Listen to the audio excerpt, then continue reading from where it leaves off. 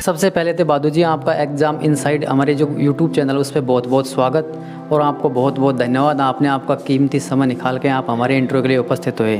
पटवार भर्ती 2021 में आपने ऑल राजस्थान 3 रैंक आए, इसके लिए आपको बहुत बहुत बधाई और शुभकामनाएं। तो बादू जी आप अपना परिचय दीजिए, आप कहाँ से बिलोंग करते हो और आपने कैसे तैयारी करी? मैं बीकानेर डिस्ट्रिक्ट नौका तहसील प्रॉपर नौका सिटी में निवास करता हूँ। हनुमान दोग दोरा नौका वार्ड नंबर 31 जोरावरपुरा। तो आप हमें बताइए कि आपने ये प्रिपरेशन कब तैयार करी, कब आप इसमें आए, कब आपने सोचा कि पटवारी की तैयारी करनी है या फिर आपको कोई और सिविल से हम जाना है, कैसे आपका मूड हुआ कि आपको पटवारी की तैयारी करनी है? सर स्टार्टिंग में तो कोई पर्पज़ नहीं था भाई पटवारी बनना है। 2016 में ग्रेजुएशन कंप्लीट होने के बाद मैं जोधपुर आया उत्कृष्ट क्लासेज में। वहाँ पर स्टार्टिंग में RS प्री की कोचिंग की, उसके बाद ग्राम सेवक फर्स्ट एग्ज़ाम दिया जिसमें मेरे को सफलता नहीं मिली।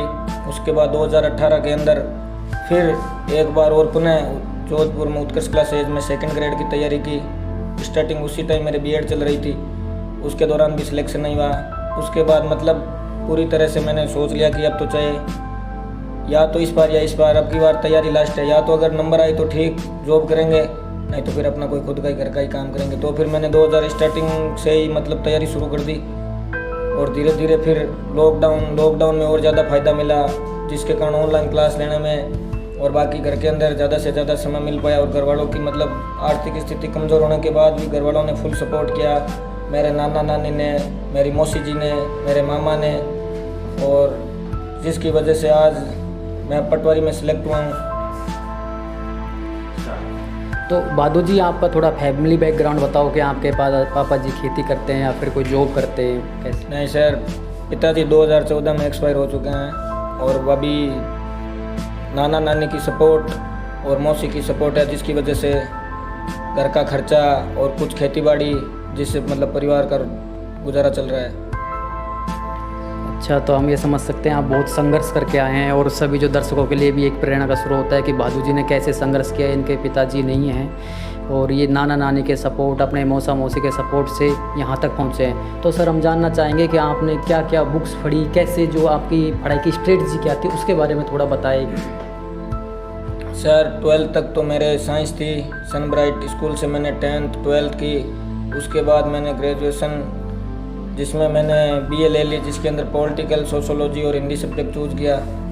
और 2016 के अंदर मैं नौका से स्टडी के लिए अपने मामा रामलाल जी गोदारा, जो अभी लेक्चरर है फर्स्ट ग्रेड, और उनके गाइडेंस में मैं जोधपुर आ गया।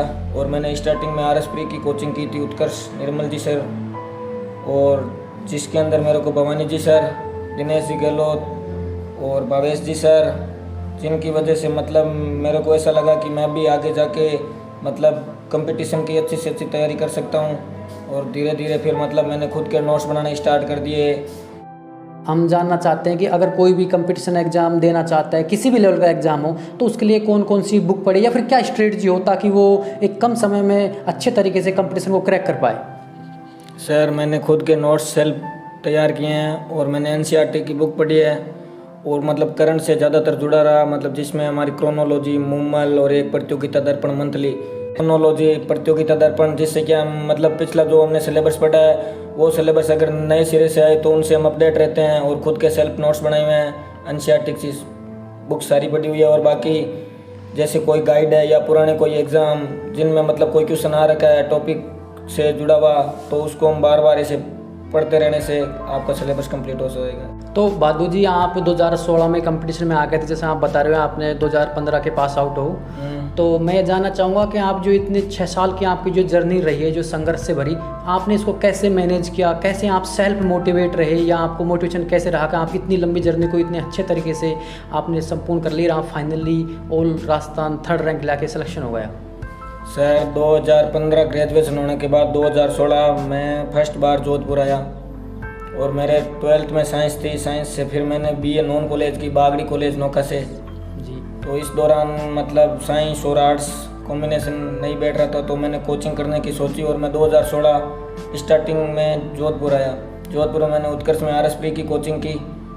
1 साल कंटिन्यू कोचिंग करने के बाद मेरे को ऐसा लगा कि अब मैं सरकारी सेवा में आ सकता हूं, तो फिर मैंने एक बार RS प्री का एग्ज़ाम दिया, लेकिन उसमें मैं सिलेक्ट नहीं हुआ। और इस दौरान 2017 में फिर मैंने ग्राम सेवक का एग्ज़ाम दिया, उसमें भी सिलेक्ट नहीं हुआ।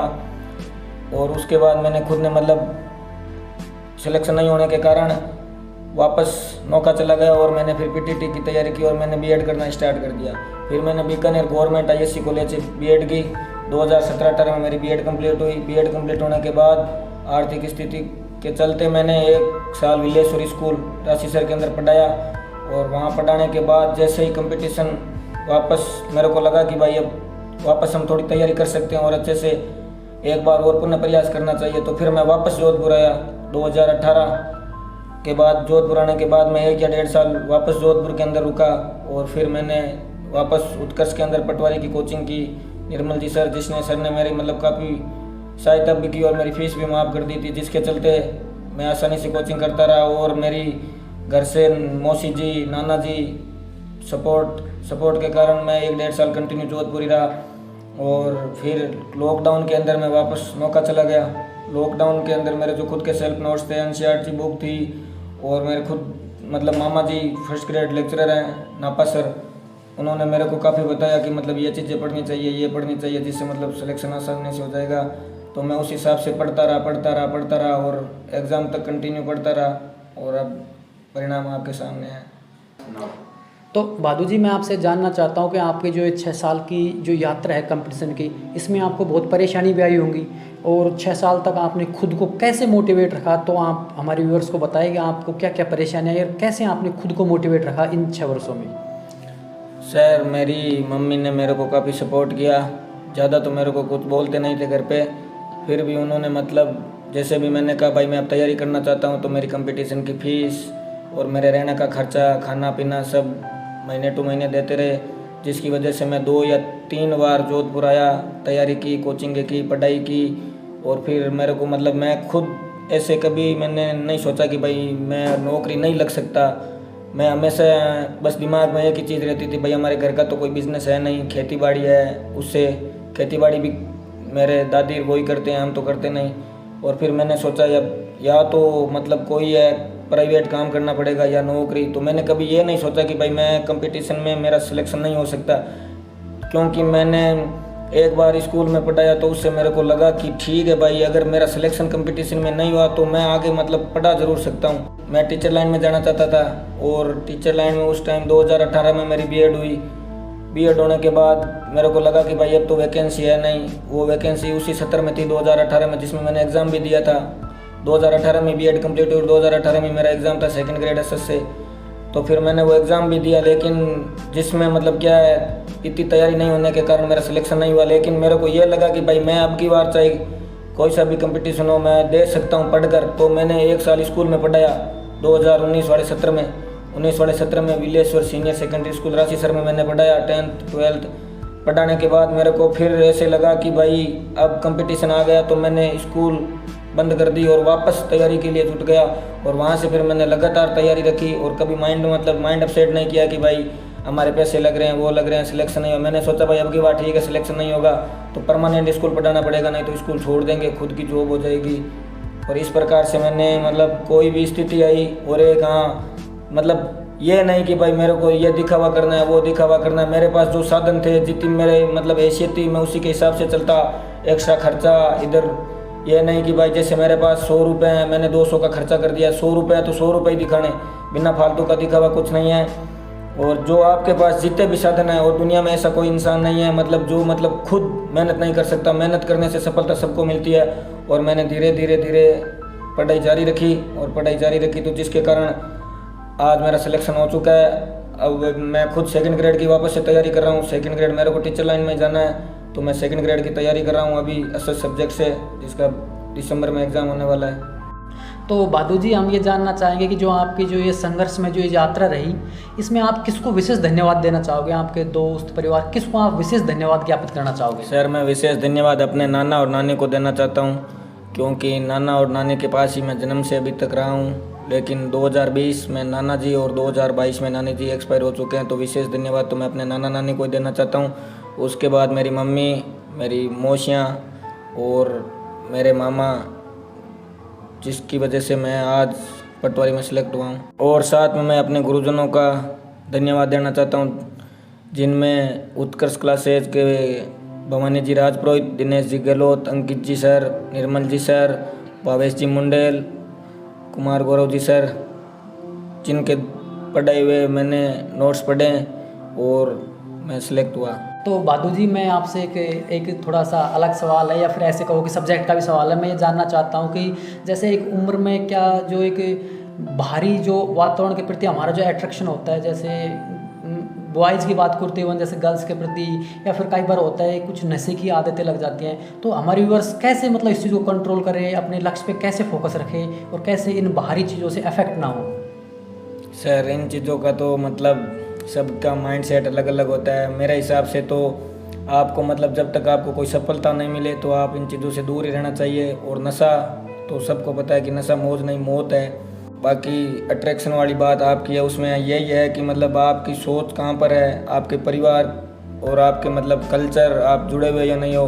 तो मैं शुरू से ग्रामीण परिवेश में पला बड़ा हूँ, मतलब घर वालों का प्रेशर और समाज में मतलब कुछ गलत कर दिया तो मतलब हमारी क्या इज्जत रहेगी, इज्जत, और इन सब चीज़ों से मतलब भारी प्रेशर, जिसकी वजह से मैंने कभी ये इन चीज़ों में न तो ध्यान दिया न कोई बात, मतलब हाँ खेलना कूदना घूमना सब होता है, लेकिन कभी ये विशेष रूप से ये नहीं कि भाई अब हमको नशा करना है, हमको गलत काम करने हैं। इन सब से मैंने दूरी बनाई रखी। और सबसे बड़ी बात होती है कि आपको मतलब ऐसे भी बहुत सारे मिलेंगे जो आपको मतलब इस लाइन में ले जाना चाहेंगे, लेकिन आपके खुद पे कंट्रोल होना ज़रूरी है। आप अपनी खुद की स्थिति, आपका मतलब पोजीशन आपकी क्या है, आपकी घर की स्थिति क्या है, लोग आपके बारे में क्या सोचते हैं। तो इन सब के कारण मतलब जैसे जैसे हम 1, 2, 3 साल के अंदर अगर 18, 20 के बीच में अगर आदमी कोई मेहनत शुरू कर देता है तो वो आगे चलकर तो नहीं करता है। फिर घर वालों का भी थोड़ी होता है कि घर वाले कितना ध्यान रख रहे हैं। बाकी एक एज होती है मतलब सक्सेस होने की, जिसमें अगर आपने ज़्यादा मेहनत कर ली और मतलब सबसे अलग दिखना चाहते हो तो मतलब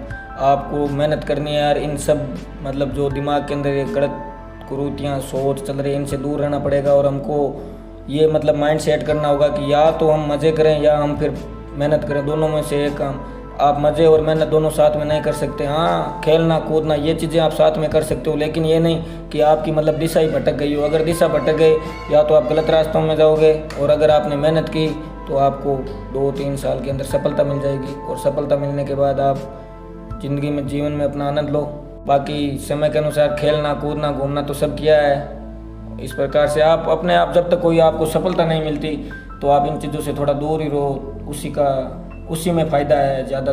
तो मैं हमारे व्यूअर्स को सभी को बता दूं कि जैसा ही हमने बादू जी का इंटरव्यू लिया है तो इनसे हमने क्या क्या चीज़ें सीख सकते हैं। उसके लिए मैंने कुछ चीज़ें नोट की हैं कि बादू जी की यात्रा से हमको क्या क्या सीखने को मिलता है। जैसे एक है लगातार मेहनत। अगर आप कोई भी किसी भी चीज़ की तैयारी कर रहे हो, किसी भी कंपटीशन तैयारी कर रहे हो, अगर आप लगातार मेहनत करते हो तो आप निश्चिंत रहो, आपको सफलता ज़रूर मिलेगी। दूसरी चीज़ ये है कि हमको किसी भी प्रकार का बहाना नहीं देना चाहिए कि मेरी परिस्थिति ऐसी थी, मेरी परिस्थिति वैसी थी। अगर आप सीमित साधनों में उन साधनों का सही उपयोग करते हुए सादगीपूर्ण जीवन जीते हुए अगर आप अपने कर्म पथ पे आगे बढ़ते हो तो आपको निश्चित सफलता मिलती है। एक बहादुर जी की मेरे को ये बात बहुत अच्छी लगी कि इन्होंने की लाइफ में जिन्होंने भी इनका सहयोग किया उनके प्रति इन्होंने अपना पूरा कृतज्ञता ज्ञापित किए।